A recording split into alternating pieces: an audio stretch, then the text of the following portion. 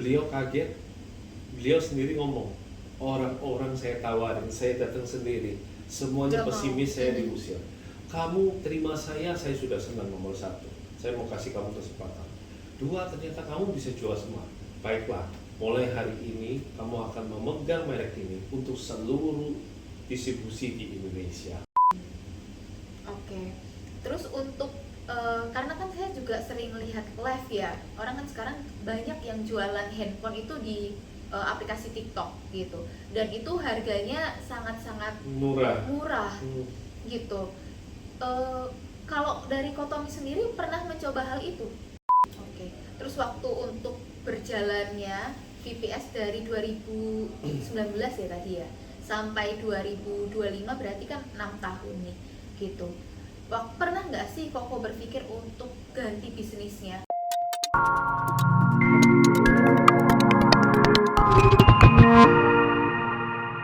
Hari ini sangat spesial banget dan saya bersyukur banget karena narasumber saya kali ini adalah orang yang sangat spesial, yaitu founder dari VPS, co-founder dari Tanya Mentor, dan juga seorang bisnismen. Siapa lagi kalau bukan Kotomi Wong. Halo Thank Ko, you, Chris. terima kasih banyak sudah hadir dan mau sharing di kesempatan kali ini. Yeah. Nah, kalau boleh tahu nih, Koko mulai bikin bisnis itu tahun berapa?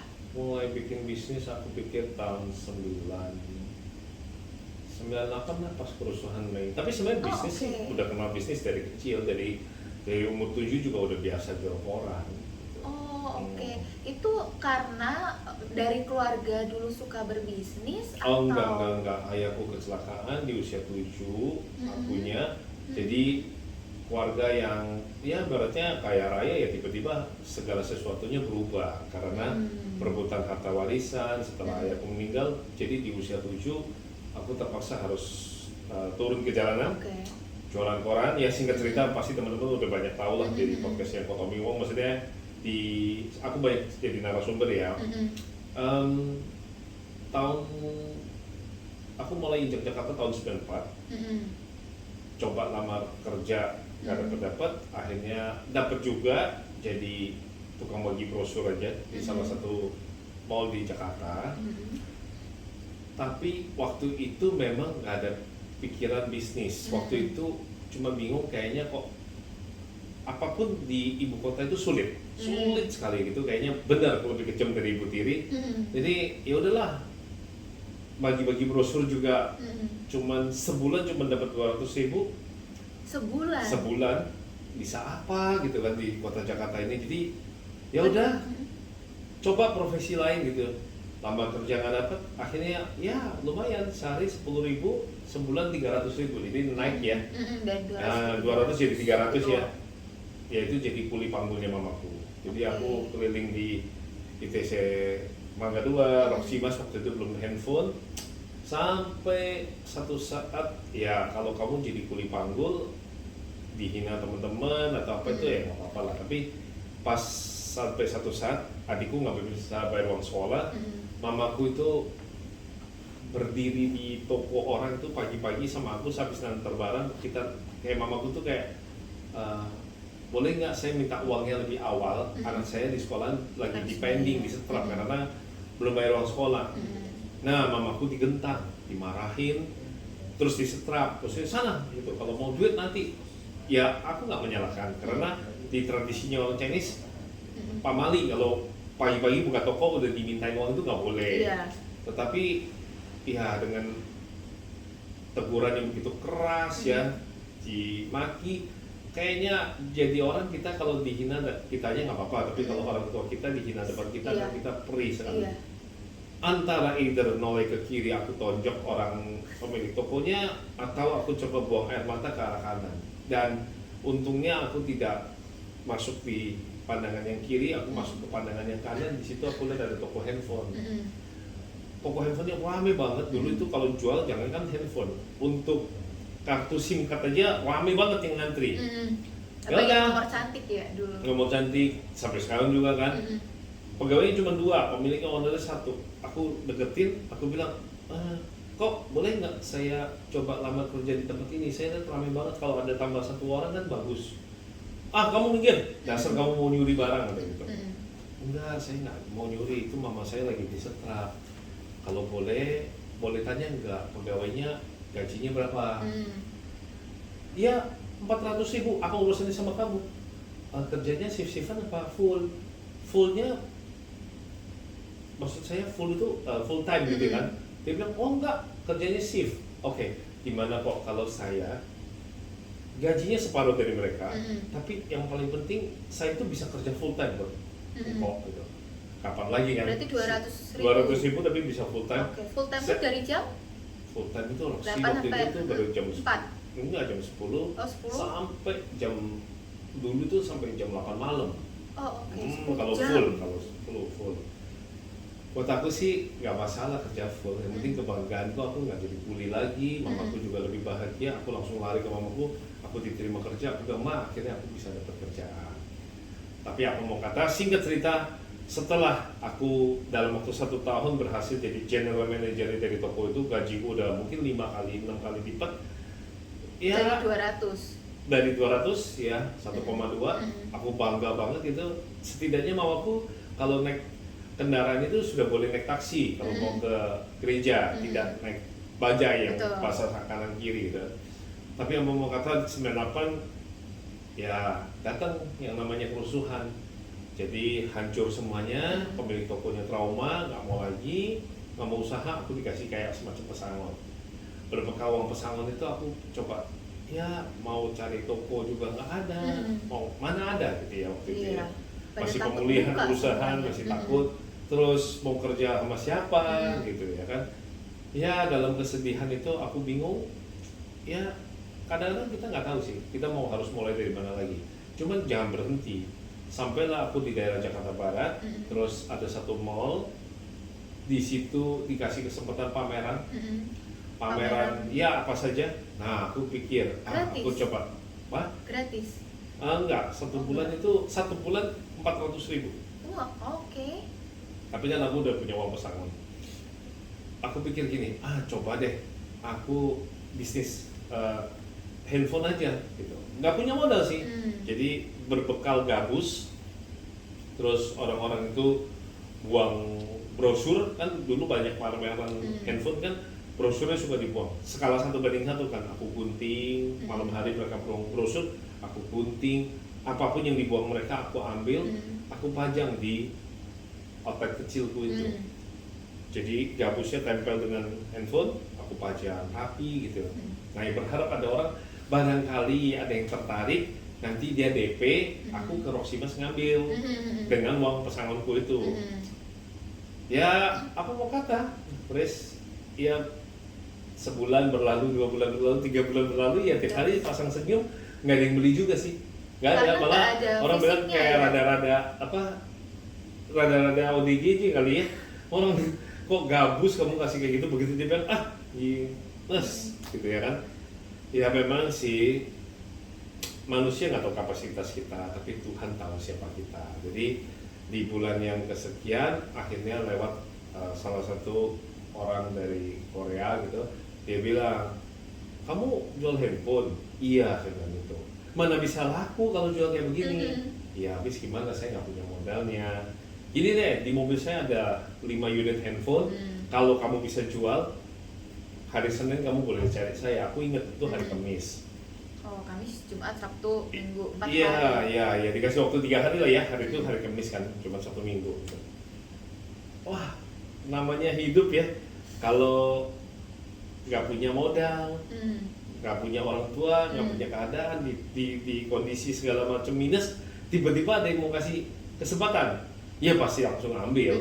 Jadi mungkin kan pesannya gitu, kalau teman-teman dalam hidup ini, kalau kamu dapat kesempatan, soal lakunya belajar itu nanti, yang penting ambil dulu. Selama itu nggak keluarin uangmu, ambil dulu kesempatannya, coba dulu kan.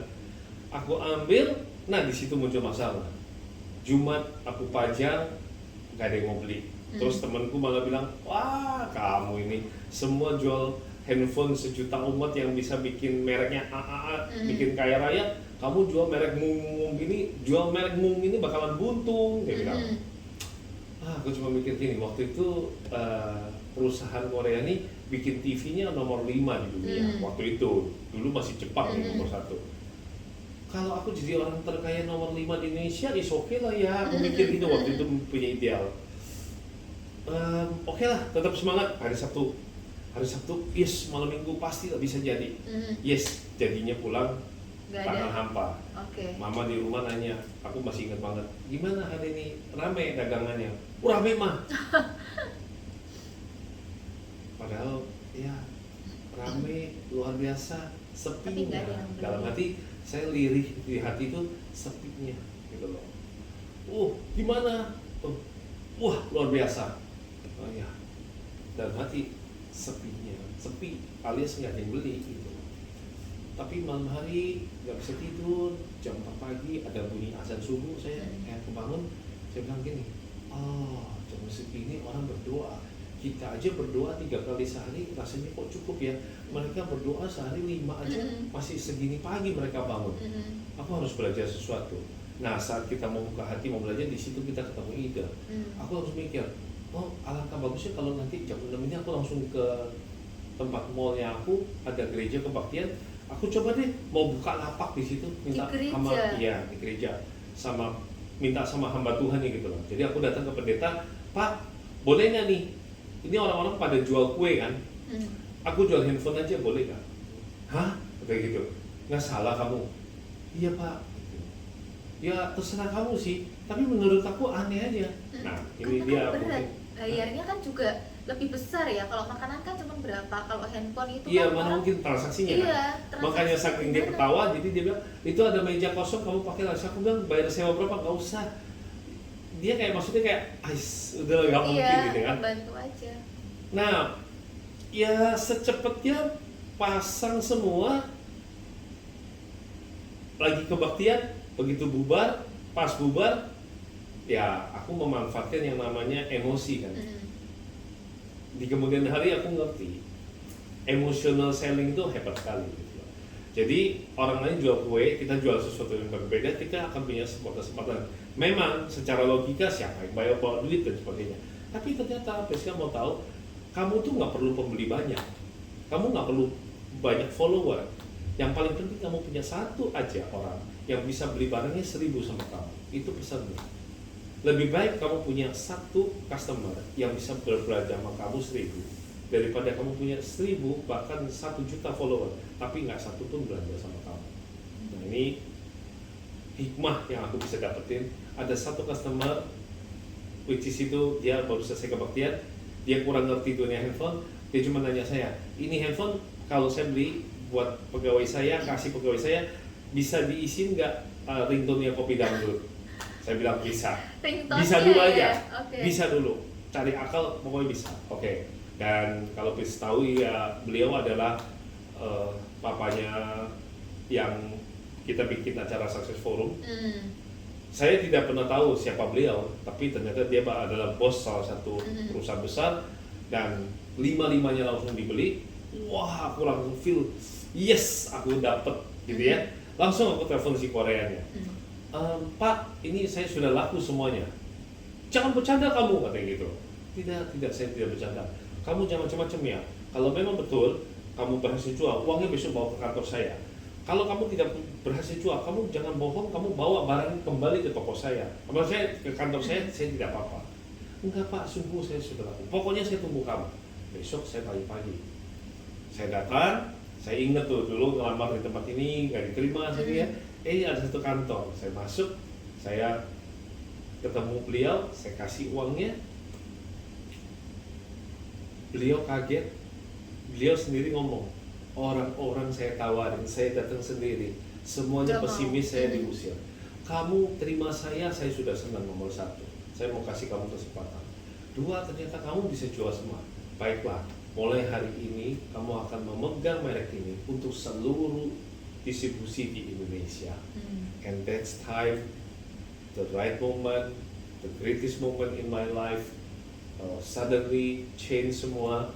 Selama kurang lebih 15 tahun Kotomi berhasil mendistribusi merek tersebut, jadi perintis boleh bilang perintis pertamanya merek itu di mall-mall, puluhan cabang, plus bukan saja aku bisa bawa mamaku ke luar negeri, belikan semua fasilitas yang dia mau, tapi aku meraih penghargaan di Korea bahkan sampai Amerika. Karena berhasil menjual produk. Karena berhasil pertama kali berbisnis, jual 5 handphone berbekal gabus.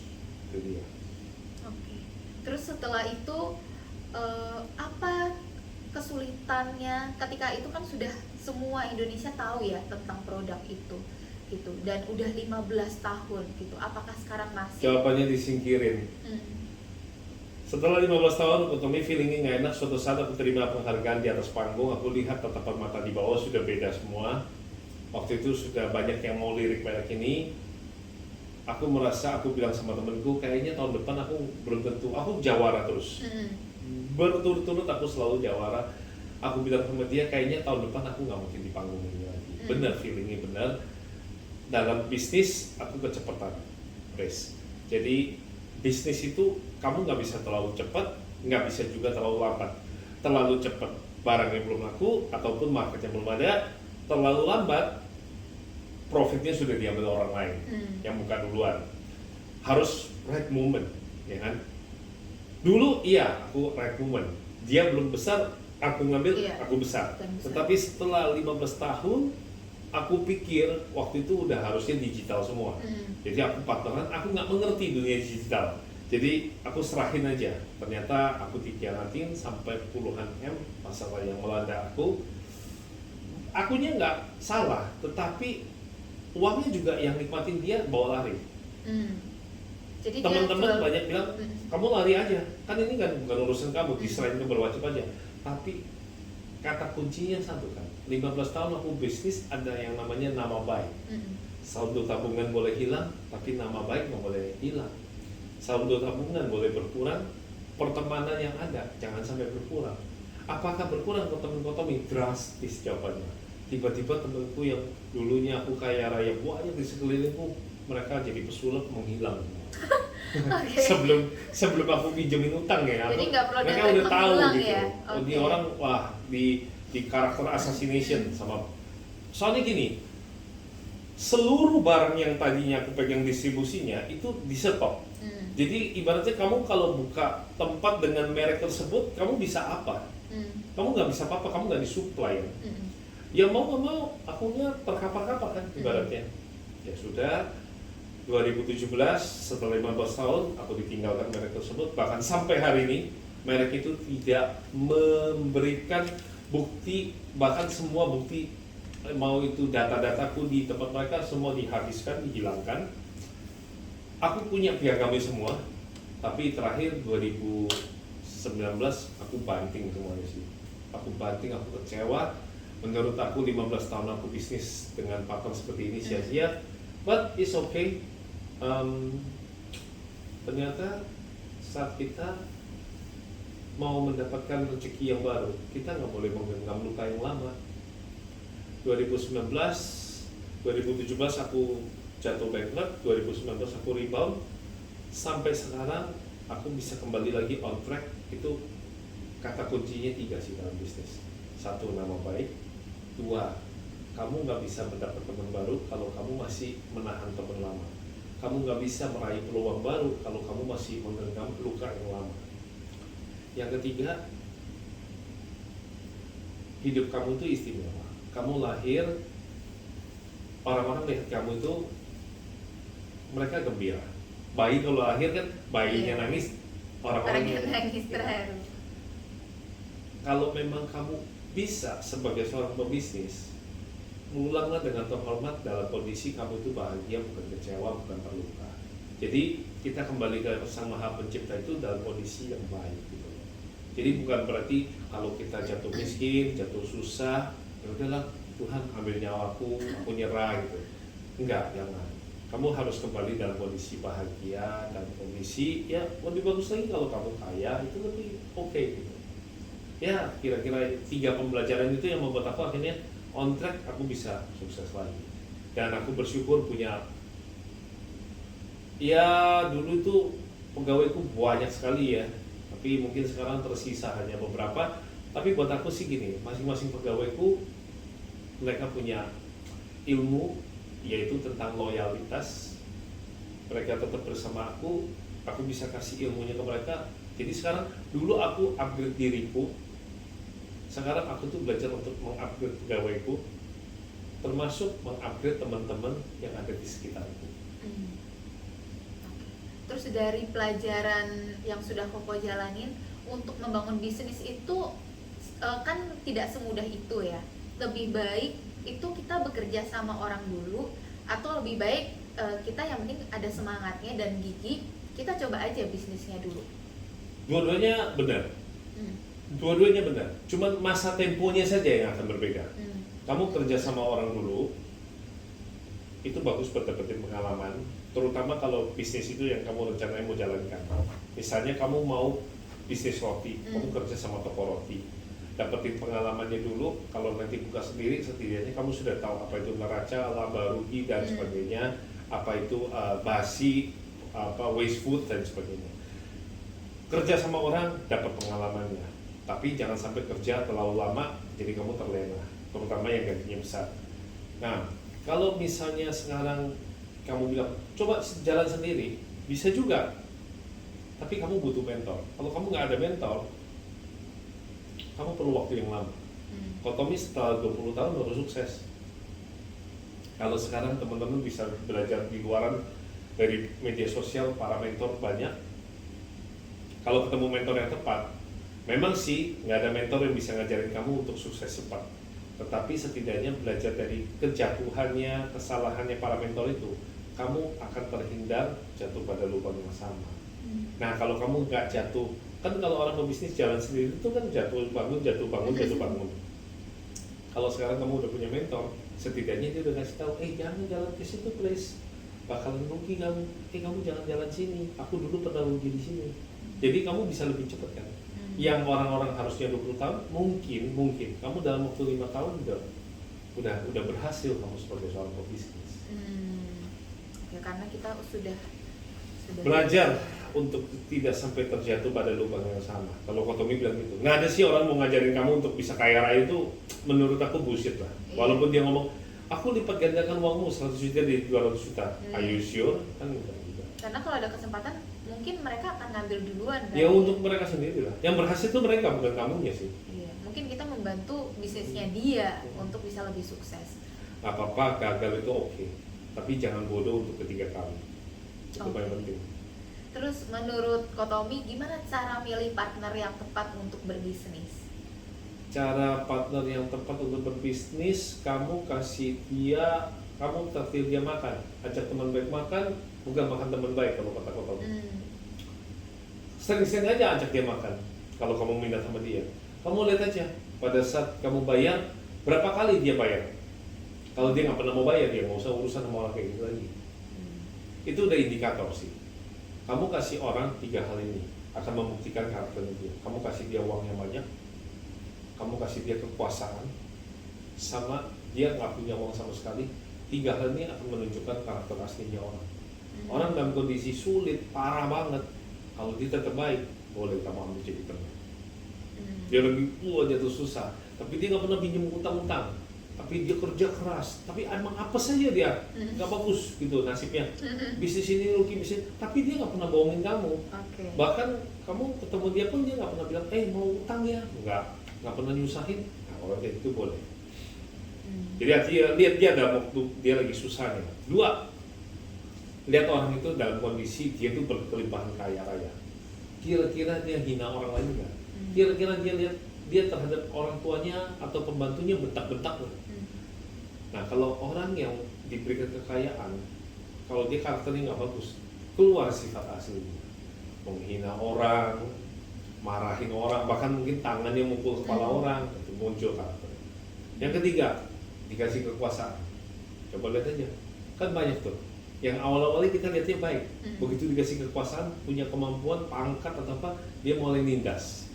Nah, ini 3 indikator untuk teman-teman bisa menemukan orang yang baik dalam hidupmu, partner yang baik dalam hidupmu, termasuk pacar yang baik dalam hidupmu, bahkan pasangan. Oke. Terus untuk tantangan selama berbisnis nih kok, gitu. Sekarang kan ada VPS ya. Nah, kalau di handphone sendiri itu tantangannya apa aja sih? Harga banding harga handphone kan orang bilang nggak percaya, masa cuma untung goceng ceban untung 5.000 10.000, ya memang tiap iya. Apalagi kalau kita main distribusi, ya gini loh, iya, tidak harus kamu itu terus-terusan berjalan untuk hal yang kamu rasa itu rugi, apalagi yang untungnya minim kan. Seiring waktu kan Kotomi juga melihat ini handphone kan kerjanya banding-bandingan harga. Ya kalau namanya harga dibanding, ya namanya rusak kan. Yang rusak antara either kompetitormu atau kamu kan. Yang untung apa? Customer pun nggak loyal sama kamu kan. Setelah kamu banding harga, kamu pikir kamu bakalan bakal loyal? Enggak. Dia akan mencari orang yang lebih bandingnya lebih kenceng lagi kan.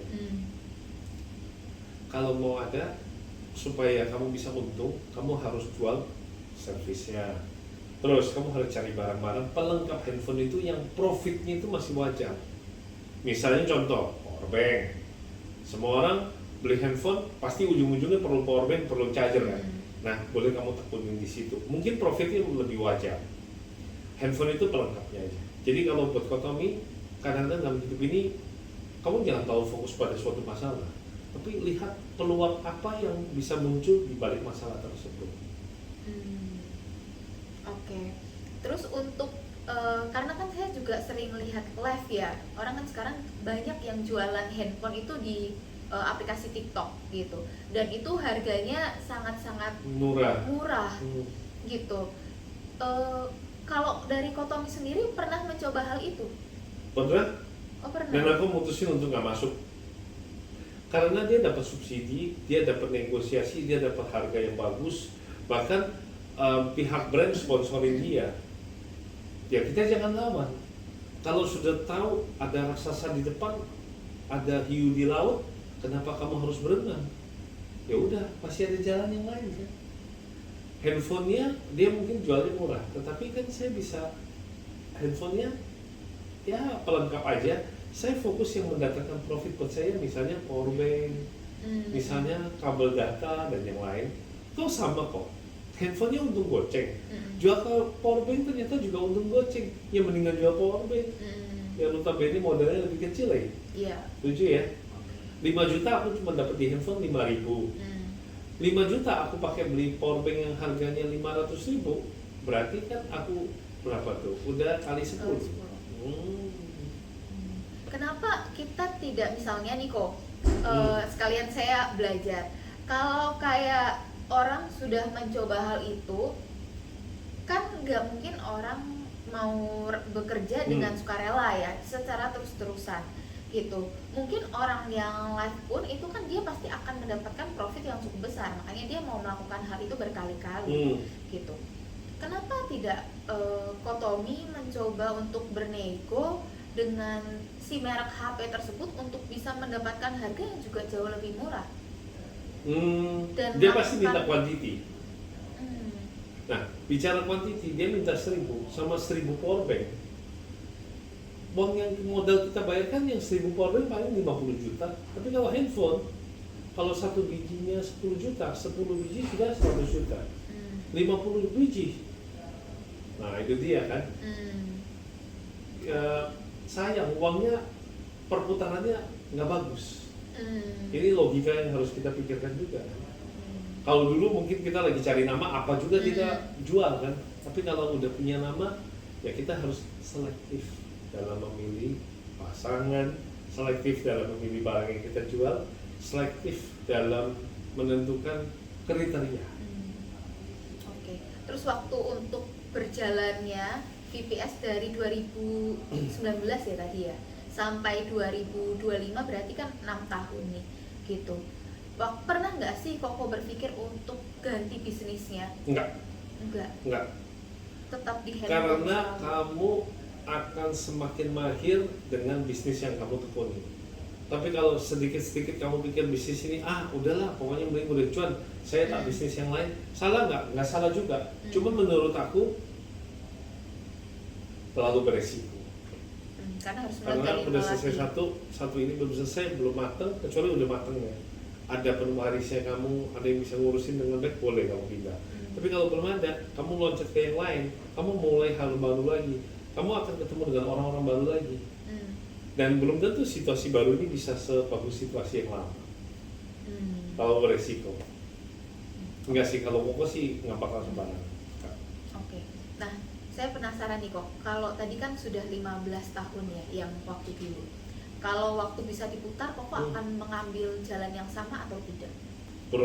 Berulang kali orang itu datangin aku, pihak brand lain bilang sama aku, udah nih kita kasih kamu sekian puluh M. Kamu kan mau istirahat di Bali di usia 38, udah kamu bawa berapa M ini ke Bali, istirahat lah, udah sumber hidup makan juga nggak habis gitu. Cuman ya idealis, jadi aku waktu itu nggak mau nyerah. Kalau pertanyaanmu tadi bagus, andai kata aku boleh dikembalikan ke masa itu, aku akan bilang, jadi orang nggak usah tahu kaku, juga nggak usah tahu serakah. Serakah bukan kotomi serakah sama uangnya, serakah sama waktunya. Aku kerja satu hari tidur cuma 2 jam, sampai leverku kena masalah.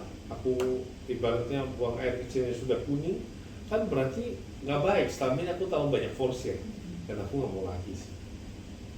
Buat aku mungkin di perjalanannya lebih ngambil kesempatan yang lain. Balance life itu penting banget. Membuat hidup kita tuh balance itu penting banget. Gitu. Percuma kita punya uang kalau nggak punya nafas. Percuma juga punya nafas kalau nggak punya uang. Bakalan setengah mati kamu kan? Nafasnya setengah mati. Oke, tapi kan kok ada yang ngomong kayak gini, kalau remaja kita masih 20-30 kan kita punya tenaga gitu. Tapi kalau kita udah menua gitu kan kita udah nggak punya tenaganya, tapi kita punya banyak waktu. Nah, bukankah lebih baik ketika kita lagi punya banyak tenaga kita bekerja keras? Setuju banget. Menurut aku bukan kerja cerdas.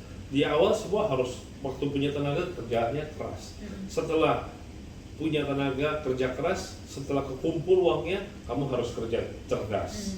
Taruh lagi ke instrumen yang memang menghasilkan, yang menguntungkan. Mungkin bisa jual bubur ayam, profit bersih sebulan 1 juta. Jual gorengannya 1 bulan bisa dapat 5 juta. Ya berarti kita harus realistis kan. Buburnya boleh nggak terlalu banyak porsinya supaya nggak bersih. Gorengan ini yang aku 2 kali lipat sampai 3 kali lipat, ternyata banyak yang suka dan banyak yang mau nambah. Itu yang lebih penting. Kita itu banyak yang sibuk untuk berlayar, tapi lupa untuk diam dengerin ombak. Jadi ada pepatah Chinese itu bilang gini, kalau kamu tidak bisa berjalan dengan tenang dan lambat, maka kamu berlari pun akan jatuh. Jauh banget kan ya. Jadi artinya dalam bisnis kalau kamu mau sukses cepet-cepet, iya nggak apa-apa, bisa aja. Tapi percayalah, umumnya jatuh. Karena kamu nggak punya kekuatan strength. Beda sama kalau kamu bisnisnya offline, itu ibarat kayak kamu angkat barbel.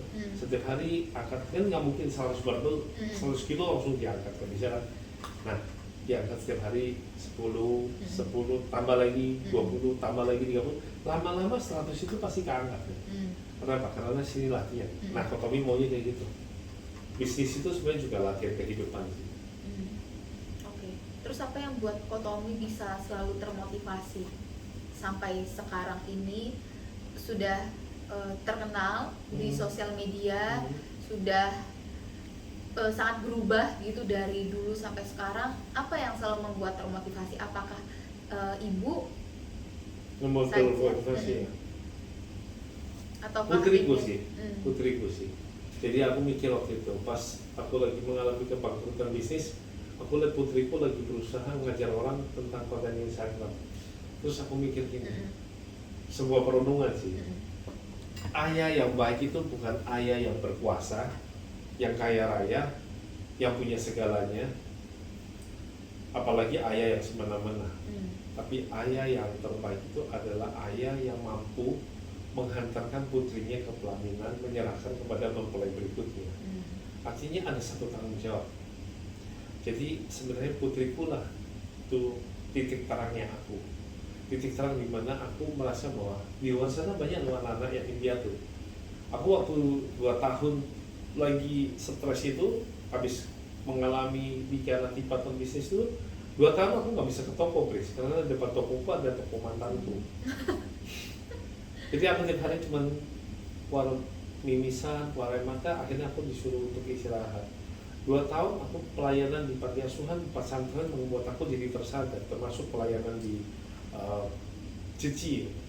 Itu aku lihat ternyata ini anak-anak panti asuhan jangankan punya masa depan, bapak emak aja dia nggak punya. Jadi aku bilang sama Tuhan, Tuhan izinkan aku bangkit sekali lagi untuk bertempur dengan dahsyat, dapetin keuntungan yang banyak, supaya mereka yang dalam kegelapan ini setidaknya ada titik terang, ada titik terang. Aku udah pernah jatuh dalam susah, aku udah pernah jalan di dalam gelap gulita. Aku ingin kalian bisa lebih bahagia dengan hadirnya sharingan-sharinganku, apa yang aku bagikan di Instagram maupun di media sosialku. Iya, bersyukur ya anaknya Ko Tommy punya bapak yang sangat luar biasa yang berjuang juga, karena mungkin itu adalah impian setiap anak kali ya. Jadi Pasti. iya. Anakmu mau kamu, bukan mau uangmu. Anak kecil itu belum mengenal duit. Kalau disuruh pilih duit atau papanya, pasti dia pilih papanya. Iya. Duit atau pilih mamanya. Kalau anak itu masih kecil, masih pure, pasti dia pilih mamanya. Iya. Berarti kan mindset kita juga harus mikir kan, duit apa keluarga? Ya sudah tahu jawabannya kan. Aku nggak nyalahin tuh, dua-duanya masing-masing punya chance. Kadang kan orang juga nyari duit pagi siang malam seperti Ko Tommy dulu, supaya anak itu jadi bisa sekolah di internasional dengan baik gitu. Tapi apa mau kata kan? Apa mau kata duit yang terlalu banyak juga membuat kamu jadi blur gitu. Sebenarnya makna hidupmu apa? Semuanya udah serba cukup kan? Kekurangan kita, kesalahan kita, penyesalan kita itu adalah bumbu kehidupan yang akan bikin hidup kita itu berwarna. Pernah nggak sih waktu Ko Tommy sedang dalam perjuangan, misalnya ada kata-kata dari anaknya Ko Tommy gitu yang membuat Ko Tommy jauh lebih bisa bangkit dan melewati itu semua?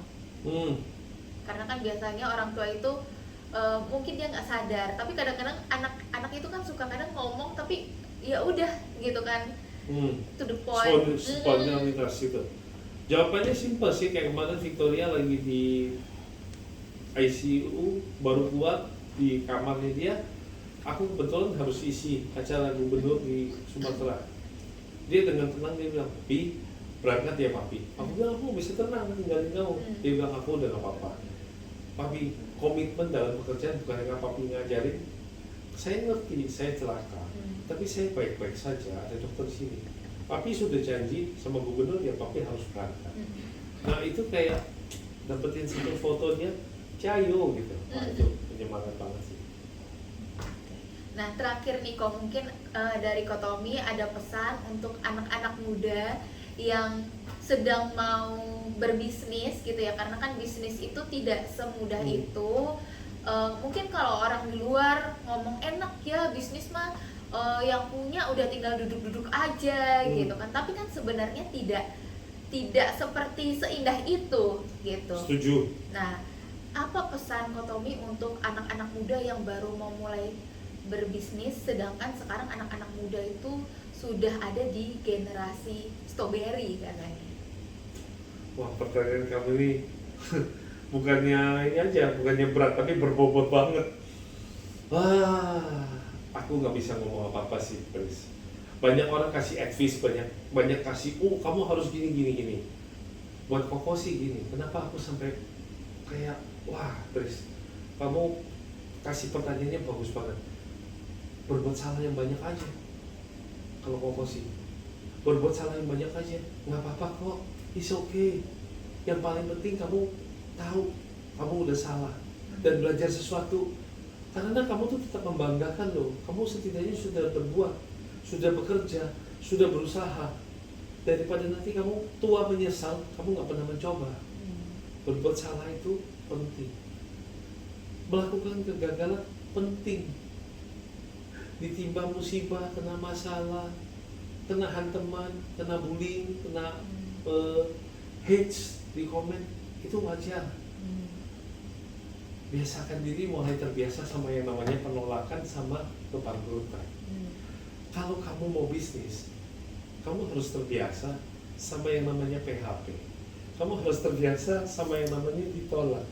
Kamu harus terbiasa sama yang namanya kamu itu ditinggalkan, bangkrut, partner bisnisnya hilang. Kamu juga harus terbiasa untuk tertawa sendiri. Artinya nggak harus kok kamu itu happy harus sama teman-teman. Happy dengan keadaan kamu sendiri juga sudah cukup. Artinya nilai cukupnya dikuatin. Karena uang itu nggak ada seriannya. Udah beli mobil Ferrari, pengen beli helikopter lagi dan gitu. Dan yang terakhir, cuman orang bodoh yang melakukan kesalahan yang sama itu beberapa kali. Ya, itu namanya nekat. Tapi kalau baru melakukan kesalahan yang sama itu cuma 1-2 kali, wajar kamu belajar sesuatu. Jadi kalau Prestadi nanya, kok kasih dong pesan buat anak-anak muda. Aku bilang sih, habiskan jatah gagalnya, maka yang tersisa adalah sukses. Boleh tanya satu lagi kok? Boleh. Kan banyak nih teman-teman saya gitu yang berpasangan. Nah, mereka itu nggak mau berbisnis bersama pasangan. Gitu, karena katanya karena bisnis itu banyak ributnya, kalau pasangan takut jadi sampai rumahnya ribut gitu. Gitu kan. Nah, sedangkan kalau dari saya sendiri, saya itu kan punya impian ketika punya pasangan itu bisa berbisnis bersama-sama. Nah, kalau dari Kotomi sendiri waktu itu bisnisnya bersama pasangan atau berbisnis sendiri? Dan bisnisnya aku tuh jalan sendiri dulu sih.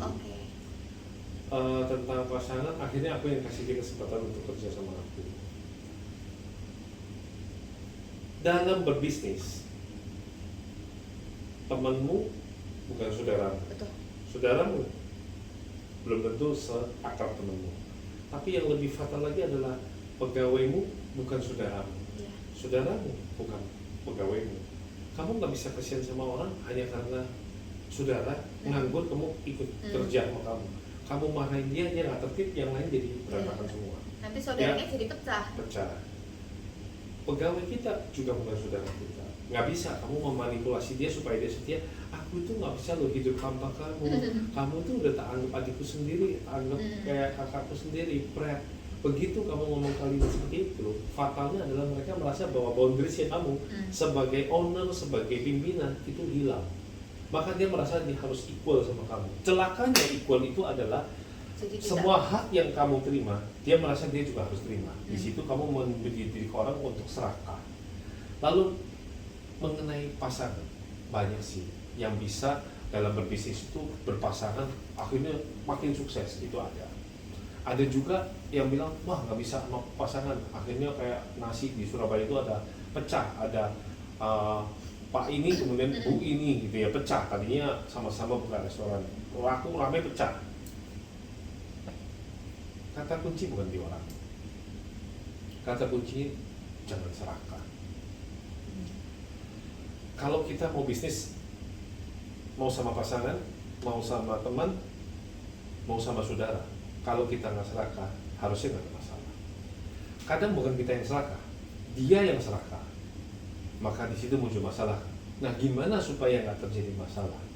Jawabannya satu, profesionalismenya mesti kuat. Lebih baik kamu pakai orang lain. Kalau nggak cocok, tinggal kamu berhentikan tanpa baperan. Betapa resiko. Kalau kamu memang udah bersama-sama, oke, ada hitam di atas putih. Karena yang namanya pacaran, ujungnya adalah pernikahan. Ada hitam di atas putih, ada yang namanya surat nikah. Artinya hitam di atas putih tetap penting. Sudah ada hitam di atas putih aja masih bisa terjadi pelanggaran, apalagi nggak ada. Yang ketiga, artinya termasuk sama partner ya, udah ada ininya, MOU-nya, jadi nggak melanggar nih, tahulah ya. Nah, yang ketiga paling penting, tetapkan dari awal boundaries-nya. Banyak orang itu nggak nentuin boundaries, jadi orang itu bisa akses dia semua umum. Mentang-mentang ini supaya bisnisnya nggak pakai gaji pegawai, ya udah pakai pasangan aja. Terus pasangannya diperlakukan pagi siang malam seperti pekerja seperti dia. Orang lain kan bukan kamu. Nanti dia nggak nyaman, either kamu, kalau dia lebih rajin dari kamu, bisnis kamu dicaplok sama dia. kalau kamu lebih bodoh. Kalau dia lebih kalah dari kamu, dia nggak serajin kamu, dia merasa tertekan dengan kamu. Hubungan kalian jadi rusak. Balik-balik ujungnya. Jadi orang apa? Jangan serakah. Banyak kan orang karena mau irit duit, akhirnya udah pakai pasangan sendiri, pakai orang dalam, pakai ini, pakai itu. Itu kan karena nggak mau ngeluarin uang. Bayarlah apa yang harus kamu bayarkan supaya kamu dibayar. Tapi Mantap ya? bukannya kalau kita berbisnis bersama pasangan kita jadi tahu ya, oh dia orangnya seperti itu gitu. Karena kan Kamu lagi ketika mau cari jodoh atau mau cari partner bisnis? Oke. Iya kan ya? Hmm. Nggak semua lo pasangan itu berarti pasti dia bisa bisnis kan. Ada Iya. yang pasangan itu dia nggak bisa Nggak bisa bisnis, tapi bisnis. dia pintar ngurus rumah, ngurus anak, didikan dia dari kecil kan nggak semua backgroundnya sama kan. So this is life, please enjoy it, ya kan? Apalagi masih muda, nikmatin semua yang ada, nikmatin semua kesalahan yang pernah kamu buat, karena semua kesalahan itu adalah bunga-bunga kehidupan kamu. Kamu hanya bisa menikmati sebuah taman yang indah kalau kamu melihat bunga yang beraneka warna. Kalau semuanya mawar, itu membosankan juga. Dengan adanya kamu pernah melakukan kesalahan, kamu pernah menangis, kamu merasa dikhianati, kamu merasa gagal, ditinggalkan pacar, pasangan, bangkrut, kamu baru akan menghargai apa namanya kesuksesan, apa namanya kehidupan, apa artinya makna bahagia. Kamu akan menemukan arti kata cukup dalam hidup kamu. Sebenarnya hidup ini turunkan ekspektasi, naikkan nilai syukur dalam bentuk cukup. Kalau kamu cukup, kamu akan bahagia. Terima kasih banyak Kotomi untuk sharingnya. Saya yakin juga apa yang Kotomi sharingkan pastinya akan sangat bermanfaat untuk semua. Iya. Terima kasih. Sama-sama. Thank you buat semuanya.